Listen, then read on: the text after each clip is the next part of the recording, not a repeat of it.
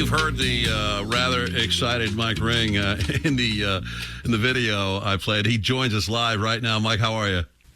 Well, thanks for having me. I was spitting mad the other day. You were spitting mad. What set you off? That one interview there is where the CEO of Bank of America just lies. This is America. If you don't want to bank Donald Trump, that's on you. We will gladly take their business. But don't lie about it. We all know that you made a calculated decision in 2021 that you thought Trump and MAGA was dead and gone and never coming back. So all the big banks decided we're not going to bank these people. We're going to keep them shut down. And then they got caught, their fingers in the cookie jar, and they got called out, and they never denied that their decision. And what really pisses me off is over the last couple of years, they have said that we on the right are crazy. You don't need a bank for America. We don't cancel people. We don't debank. Yes, they do. And then they said, okay, we do it, but it's the regulator's fault. And that's what set me off. It is not a regulator. Listen, regulators beat on me all the time because I'm outspoken and we're growing fast and doing all the things, but never once has a regulator ever called me up and I can't bank a J6er. I can't bank John Eastman. And I don't know why they're lying and they just don't own it. They are weak. They are weak. And I was thinking to myself, what law could there be or regulation that could be that would prohibit a bank from banking anybody? Yeah, there are some for true bad actors, and he tries. Listen, he's so out of touch, and he was so nervous. I just love him, and he says BSA ML. It should have been AML, which stands for anti-money laundering. And then he throws out KYC, which stands for Know Your Customer.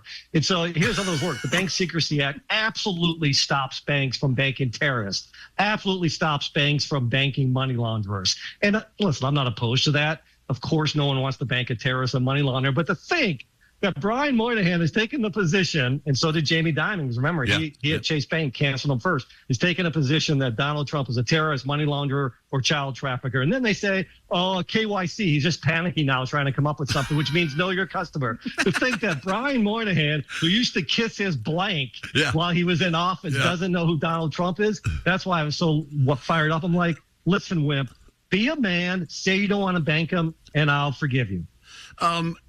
You mentioned J6ers in your video. Are they having problems getting bank accounts? Oh, my goodness. They were the first ones that were really canceled. And many customers who were, convicted or pled guilty to trespassing on federal property could not get a bank account. And we're like, come in. We will take every one of them. They were uniformly debanked by even small banks. Really? How do they go about?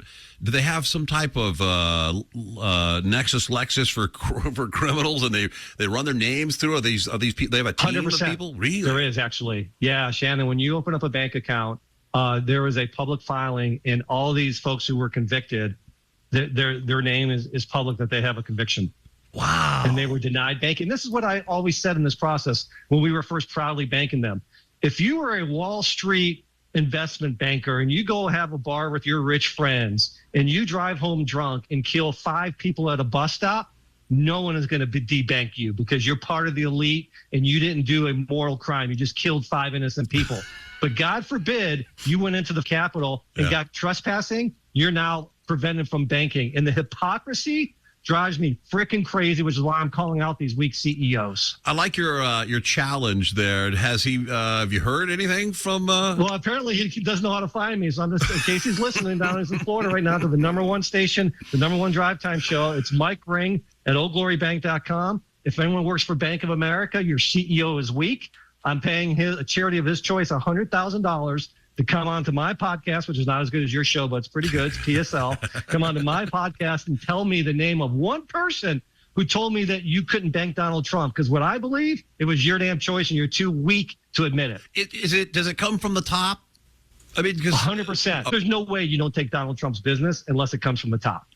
You got to be an idiot not to take his business, first of all. But he, in the clip where Trump was calling into CNBC, he said it's when I first left office, he called him to do this. And Trump wasn't convicted of anything at that point. The type of financial crimes that the Bank Secrecy Act, which really is the Bank Snooping Act, by the way, but the Bank Secrecy Act is trying to stop, is not because we had a disagreement on the value of property with the loan. It is money laundering. It's the true bad financial crimes, all originating from 9/11 is where it all comes from. Wow. Is there a time limit for Moynihan to speak up on this? Shannon, that is a very good lawyer point. Me as a 30-year lawyer, I should know that. So you're right. If I keep it open-ended, he'd come up to me 10 years from now and be like, well, I'm long retired. So that's a very good point. So thank you, Shannon. I am right now modifying my open offer, and I'm saying you have until August 31st to call me up and come on my podcast and tell me the name of one person outside of your bank that you couldn't bank Donald Trump because you are lying. It was your choice, and you need to man the F up and be honest about it. Are you popular in the banking community? No one likes me. I don't know why they don't return my call.